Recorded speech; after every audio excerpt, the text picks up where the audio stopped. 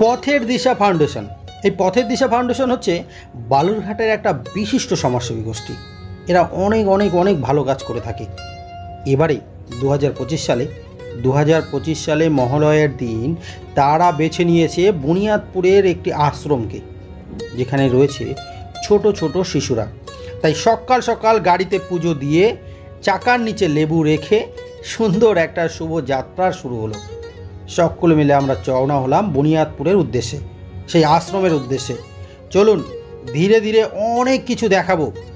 ভিডিওটার শেষ পর্যন্ত যদি দেখেন তবে বুঝতে পারবেন ভালো লাগা কাকে বলে।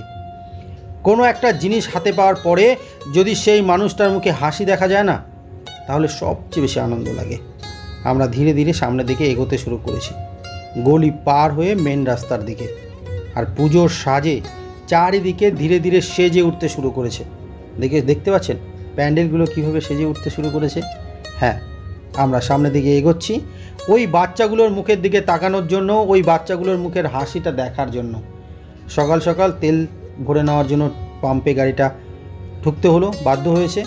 আমাদের একটু দেরি হয়ে গেছিলো, কারণ গাড়িটার একটু সমস্যা হয়ে গেছিলো, টায়ারে একটু চেঞ্জ করতে হয়েছে, সেই জন্য দেরি হয়ে গেছে। আমরা নেমে পড়েছি বুনিয়াদপুরে। সকলে নিজের নিজের মতন করে হাতে নিয়ে যে সমস্ত জিনিসগুলো হাতে নেওয়া যায় সেগুলো নিয়ে ধীরে ধীরে গাড়ি থেকে নামতে শুরু করলো।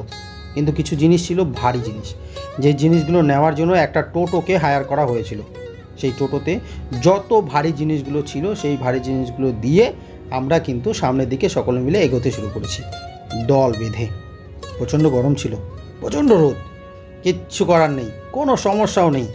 দল বেঁধে সামনের দিকে এগোতে শুরু করলাম, সেই বাচ্চাগুলোর মুখের দিকে তাকিয়ে, বাচ্চাগুলোর হাসিটাকে লক্ষ্য করে, যে আমরা যাব, আমরা তাদেরকে দেখব, তাদের সঙ্গে খেলা করব, মজা করব, আর সব শেষে আমাদের যে মহৎ উদ্দেশ্যটা ছিল সেটা ধীরে ধীরে পৌঁছে গেলাম বনবাসী কল্যাণ আশ্রমে। তাই আমরা দল বেঁধে হাঁটতে হাঁটতে চলে এলাম সেই আশ্রমে। দেখুন না, সবার হাতে জিনিসপত্র, আনন্দ করতে করতে সবাই চলে এসেছি। টোটোটাও চলে এসছে আমাদের মালগুলো নিয়ে আমাদের পেছনে পেছনে, কেউ ছেড়ে আসেনি। সব শেষে আমাদের একজন ক্লান্ত হয়ে ঢুকলেন। চারিদিকটা দেখুন না, কত সুন্দর লাগছে, দারুণ লাগছে না? মাটির ঘরও কিন্তু আছে, এই যে দেখুন, অসাধারণ সুন্দর সেই মাটির ঘরটি। চারিদিকে রোদ্রে জামা কাপড় কেচে ধুয়ে দেওয়া হয়েছে। ঠাকুরমশাই এসে রেডি, গামছা গেঞ্জি পরে। আর আমরা চলে গেলাম সেই বাচ্চাগুলোর দিকে, তাদেরকে ডেকে নিয়ে এসে একটা সুন্দর পরিবেশ তৈরি করলাম, তাদের সঙ্গে খেলাধুলা শুরু করলাম, যাতে তারা বোর ফিল না করে। কারণ রান্নাবান্না হবে তো, একটু দেরি তো হবেই। কত সুন্দর করে সাজিয়ে রাখা হয়েছে। হ্যাঁ, এখানে দেবদেবীও আছে যাদেরকে পুজো করা হয়। আমি দেখাবো, প্রত্যেকটা জিনিস দেখাবো কত সুন্দর করে। এখানে যে শিক্ষাটা দেওয়া হয়, এত ভালো শিক্ষা আপনারা না দেখলে বিশ্বাসই করতে পারবেন না। একটা কথায় আছে না, গোবরে পদ্ম ফুল ফোটে। হ্যাঁ, গোবরে পদ্ম ফুল ফোটে, কারণ গোবরটা খুব সার, সেই জন্য পদ্ম ফুলটা খুব ভালোভাবে ফুটতে পারে। এখানে আসার পরে যখন দেখলাম এক একটা করে, তখনই বুঝতে পারলাম। দেখুন, এখানে শুধু পড়াশুনো হয় না, পড়াশুনোর পাশাপাশি শরীরচর্চাও হয়, নাচ গান অনেক কিছু শেখানো হয়। এবং বাচ্চা কাচ্চাগুলো খুবই ভদ্র, অতীব ভদ্র। এতগুলো বাচ্চা এখানে ছিল, তা সত্ত্বেও একটু আওয়াজ ছিল না, কাউকে দুবার একটা কথা বলতেও হচ্ছিল না, শৃঙ্খলাবদ্ধ ছিল। দেখেই ভালো লাগছিল যে তারা এখানে খুব ভালো একটা পরিবেশের মধ্যে শিক্ষা লাভ করছে। দেখুন না, নাচগুলো কেউ শিখিয়েছে, এদিকে রান্না হচ্ছে, ডালটা সবে শেষ হয়েছে, সকলে মিলিয়ে রান্নার জোগাড় করছে। আর বাকিরা বাচ্চাদের সঙ্গে খেলে তাদেরকে মনোরঞ্জন করার চেষ্টা করছে এবং সময়টাকে একটু অতিবাহিত করার চেষ্টা করছে, যাতে রান্নাটা খুব তাড়াতাড়ি হয়ে যায়। আর বাইরে খুব গরম ছিল, ভেতরেও গরম, উপরে টিন, অসহ্য গরম, তার মধ্যেও আমাদের রান্না চলছে। আর ছেলেদেরকে নিয়ে আমরা চলে এসেছিলাম মাঠে। এত গরম, এত রোদ, আমরা কিন্তু বুঝতে দিচ্ছিলাম না কাউকে। এমন সকলে ভাব করছিল যেন রোদ কোথায়, গায়েই লাগছে না। তাই বাচ্চারা খুব আনন্দের সাথে আমাদের সঙ্গে খেলছিল। হ্যাঁ, মাছেরও ব্যবস্থা ছিল, যারা মাংস খাবে না তাদের জন্য মাছেরও ব্যবস্থা ছিল। একটা বিয়েবাড়ির মতন পরিবেশ চলছিল চারিদিকে। কোথাও রসুন ছোলা হচ্ছে, তো কোথাও ফুলকপি কাটা হচ্ছে, কোথাও আবার পনির রান্না হচ্ছে, মাছ ভাজা কিছুটা এগিয়ে গেছে, মাংসটাও ধুয়ে নেওয়া হলো। সবে এদিকটাতে আর একটা খেলার মধ্য দিয়ে সময় কাটানো হচ্ছে। তবে হ্যাঁ, এখানে একটা জিনিস আমি দেখলাম যেটা আমার খুব ভালো লাগলো, যে এই যে বল পাসিং খেলাটা হচ্ছিল, তারা যারা আউট হচ্ছিল অনেস্টলি আউট হয়ে যাচ্ছিল নিজে থেকে, কাউকে ফোর্স করা হচ্ছিলই না। সবে রান্না কমপ্লিট হয়ে গেছে, এবার খাওয়ার পালা। দেখুন না কত সুন্দর সুন্দর রান্না হয়েছে। একটা জিনিস, আরও চমকদার জিনিস আপনাদেরকে বলবো, এই যে দেখতে পাচ্ছেন বাচ্চারা বসছে দুই সাইডে সারিবদ্ধভাবে। এখানে এক সাইড থেকে খাবার দেওয়া হয়েছে, যতক্ষণ না শেষ মাথা পর্যন্ত পরের লাইনে না গেছে ততক্ষণ পর্যন্ত এরা কেউ খাবারে হাত দিচ্ছে না। দেখুন ধরে বসে আছে। সব শেষে খাওয়ার আগে এরা প্রার্থনা করে তারপরে কিন্তু খেতে শুরু করেছে। এই যে দেখুন, প্রার্থনা করার জন্য হাত জোর করে এরা কিন্তু প্রার্থনা শুরু করেছে।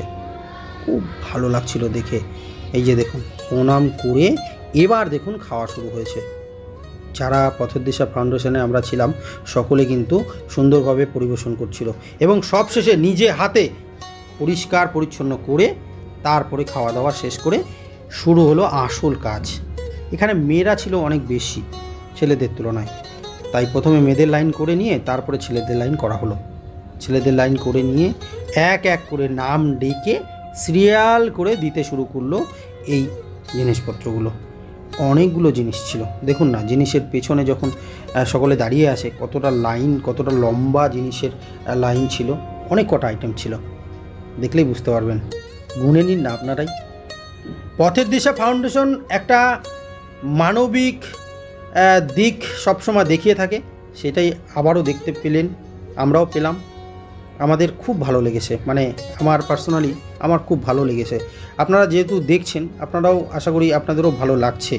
আপনারা যদি এই পথের দিশা ফাউন্ডেশনের সঙ্গে অংশগ্রহণ করতে চান, যদি চান যে এই পথের দিশা ফাউন্ডেশনের মধ্য দিয়ে মানুষের পাশে দাঁড়াবেন, অনায়াসে দাঁড়াতে পারেন।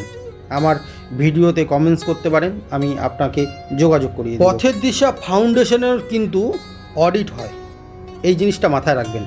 অতএব এখানে খুব স্বচ্ছভাবে সুন্দরভাবে মানুষের পাশে সবসময় দাঁড়ানোর চেষ্টা করে চলেছে কিছু মানুষ। দেখুন কতগুলো আইটেম দেওয়া হচ্ছে, যার হাত হয়ে গেছে নিয়ে যেতে। এই আনন্দটা একটা আলাদাই আনন্দ, সকলের সাথে ভাগ করে নেওয়া আনন্দ।